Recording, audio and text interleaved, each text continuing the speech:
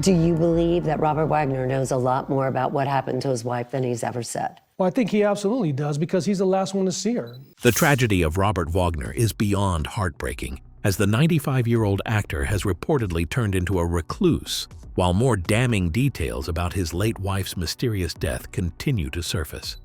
Do you believe Natalie Wood was murdered?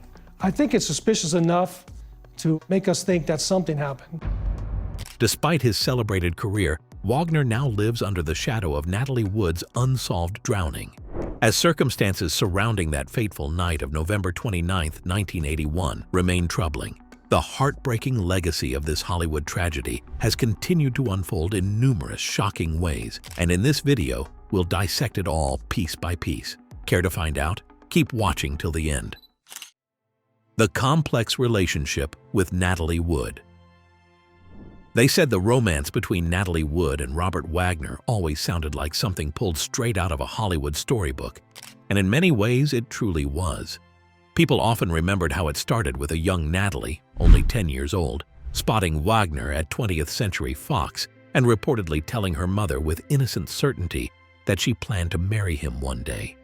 It sounded almost unbelievable, right? Who looks at someone at that age and decides their future so boldly? But that was exactly what she did, and years later, life seemed to smile on that childhood dream. Studio executives arranged a date between them in 1956 as part of a publicity idea, and instead of being just another Hollywood setup, it became the start of something real. The connection grew, and by December 28, 1957, Natalie, at only 19, stood beside the 27-year-old Wagner in a church in Scottsdale, Arizona, while crowds gathered outside, hoping to witness a glimpse of Hollywood royalty, so eager to see them that the windows had to be covered for privacy. It was like the country watched them breathe, watched them love, and watched them step into their future. People often said that in that first chapter of their marriage, they seemed to embody everything America wanted to believe about love and celebrity. They went on a cross-country drive in a Corvette, and radio stations announced when they were passing through small towns, like the whole world was invited to celebrate them. Natalie later admitted that from the outside it must have looked like the American dream. Two beautiful, successful young stars in love, glowing under the light of fame. But she also reflected that it was not enough to be admired or adored by the public, because admiration did not fill the quiet spaces in a marriage. She once explained that approval, fame, and wealth did not feed the soul the way genuine emotional connection did. It made many people wonder, how often do we assume someone has everything simply because they look perfect from far away? How many people admired them without realizing they were struggling like ordinary couples often do? Cracks eventually began to show, and by 1962 their first marriage had fallen apart. The reasons behind the breakup were whispered about for years, and even now, the truth remained tangled in mystery and conflicting stories. According to some reports, Natalie had discovered Wagner in a moment that shattered her trust, and her sister Lana described seeing Natalie so distressed that she seemed like a different person, holding her hand to calm herself, wrapped in shock and pain. At the same time, there were rumors about Natalie and her co-star Warren Beatty during the filming of Splendor in the Grass, but Natalie never spoke publicly about those claims. She later wrote only a small cryptic line in her unpublished memoir, saying her marriage collapsed that weekend, and she found it too painful to write down the exact events that led to the breakup. People often wondered why some heartbreaks feel too deep to even put into words, and why certain pain chooses silence over explanation. After the divorce, Natalie focused on healing, going to therapy as much as 5 times a week. She remarried later, choosing British producer Richard Gregson in 1969, and they welcomed a daughter named Natasha the following year. Wagner, too, moved forward, marrying actress Marion Marshall in 1963 and welcoming his daughter Katie in 1964. Life seemed to put space between them, letting them grow separately, as though fate believed they needed time apart. But in 1970, they ran into each other again at a dinner party. Something about that moment rekindled old emotions. When they reappeared together at the 1972 Academy Awards, the world gasped, as if the past had been rewritten in front of their eyes. This time, instead of a grand public wedding, they chose a quiet ceremony on a small yacht anchored off Malibu in July of that year.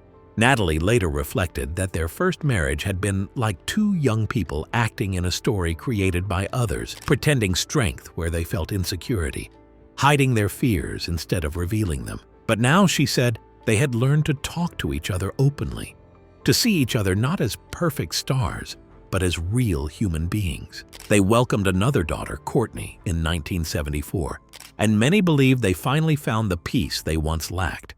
But even happy chapters sometimes hide their own tensions. Some say his love was fierce devotion. Others whisper it bordered on fear and jealousy, especially when Natalie lit up a room and every man looked her way. Their reunion looked perfect from afar, but what if the past was never really gone? Stay with me, because what happened next on that yacht still haunts Hollywood. The tragic night on the yacht. It was said that the November weekend that forever changed Hollywood history started out looking like a simple, normal getaway, almost like something people did all the time without giving it much thought. Friends, a boat, the calm waters near California's Catalina Island, and a quiet break from the world. That was how the trip on the Wagner family yacht, called Splendor, began. People later said it felt peaceful at first, the kind of evening where everyone expected laughter, food, and a little escape from the pressure of fame and lights. But sometimes they wondered, how could a night that started so quietly turn into a story that would haunt Hollywood for decades? How did something joyful end in one of the most heartbreaking and confusing mysteries the entertainment world had ever seen? According to those who remembered the timeline, the group spent Saturday evening together. Natalie Wood, her husband Robert Wagner, their friend Christopher Walken, and the yacht's captain, Dennis Davern, had dinner at a local restaurant called Doug's Harbor Reef. They returned to the boat at around 10:30 at night. People later shared that all four had been drinking heavily, and as anyone could imagine, alcohol often brought out emotions that might usually stay hidden. What looked like a friendly night began to crack. Reports later explained that tension rose sharply after they returned to the yacht. Wagner apparently grew upset over the attention Walken showed toward Wood. Witnesses said he smashed a wine bottle and shouted something angry and painful, accusing Walken of trying to be too close to his wife. Anyone hearing that story later might ask themselves, why did it escalate so quickly? And what kind of emotions were already sitting under the surface that alcohol could bring out so strongly? After that intense moment, Natalie reportedly went to her bedroom. Experts later talked about how her stomach contents helped estimate the time she went missing, which was around midnight. Yet the radio call from Wagner to report her disappearance did not come until much later, around 1:30 in the morning. And even more troubling, the captain who eventually found her, Roger Smith, said he did not receive a request to search until after 5 in the morning. People wondered, if someone you love disappears at sea, why wait? What could explain those hours? Some said fear, confusion, or shock. Others asked if it was something darker. Those questions never truly went away. The story became even more complicated when witnesses began speaking years later. Captain Dennis Davern shared in 2011 that he had lied during the original investigation.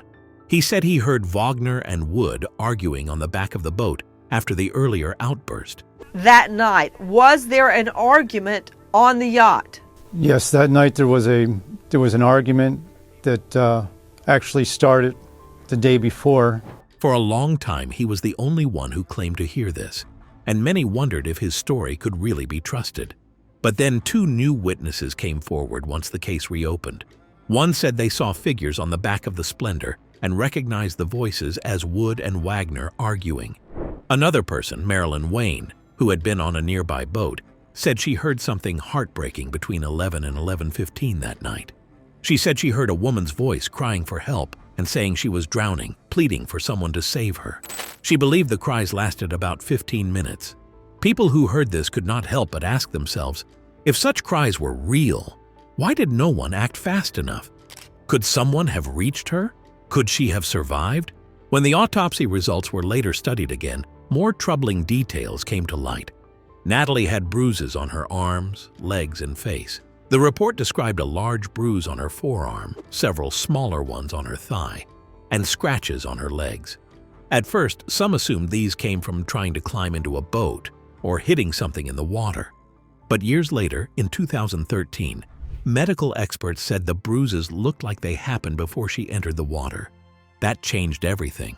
If bruises formed before she drowned, what really happened in those final moments on the yacht? Was there a struggle? Was she pushed, or did she fall while trying to escape an emotional argument? No one could answer with certainty, and that lack of clarity weighed heavily on anyone who followed the story. Her blood alcohol level was 0.14%, and she had taken motion sickness medication and painkillers, which made the alcohol even more powerful in her system. She wore a flannel nightgown, socks, and a heavy jacket. Later, experts said the jacket alone, once wet, would weigh around 30 to 40 pounds. Anyone could imagine how difficult it would be to swim or pull oneself out of the water while carrying that much extra weight. It made people wonder if panic, cold water, and exhaustion trapped her before she had any chance to save herself. And just when everyone thought the mystery was finally buried with her, the world was hit with a revelation no one saw coming. In 2012, her death certificate changed, shifting from accidental drowning to drowning and other undetermined factors. It was a quiet admission that the truth may still be hiding in the shadows. And this investigation has never truly ended. Stay with me till the very end, because what comes next might change how you remember everything. The investigation, then and now. It was often said that Natalie Wood's drowning left more questions than answers, and through the years, people kept wondering if the truth was hiding in plain sight. Many believed that if a person looked closely at the story, they would feel that something simply did not add up. After all, how could a beloved Hollywood star disappear during a peaceful night on a boat and the world just move on so quickly?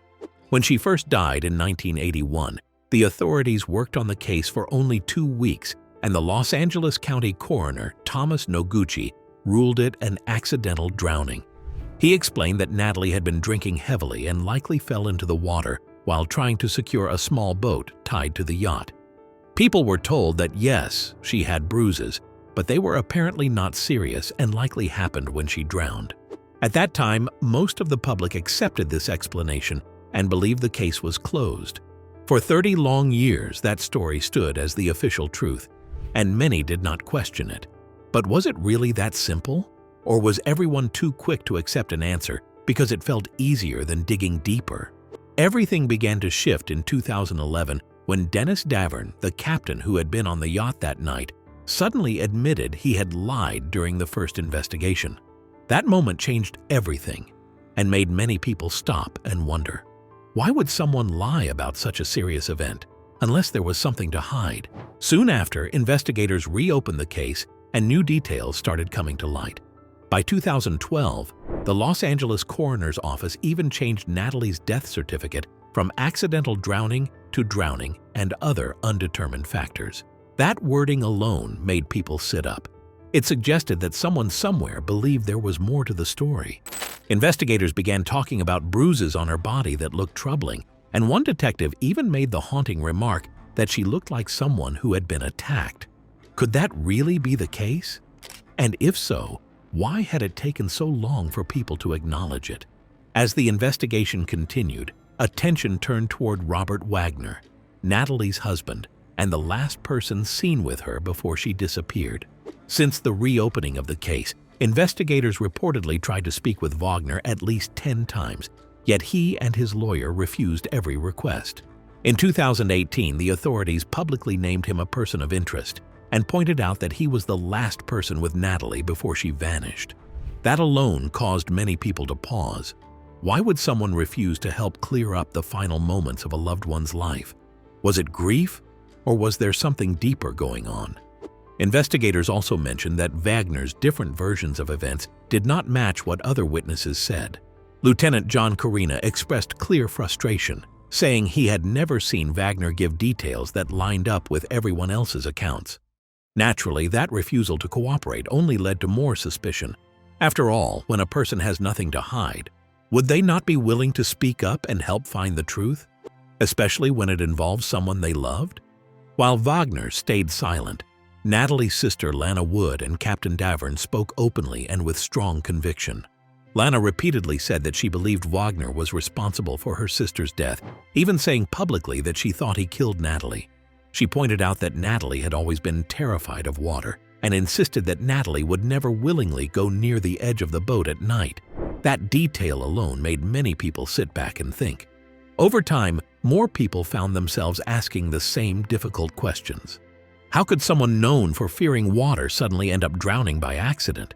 Why would a witness admit to lying if the truth was innocent?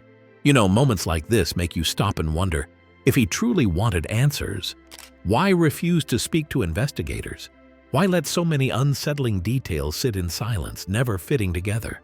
As the years rolled by, the mystery only deepened, stirring heartbreak and quiet suspicion.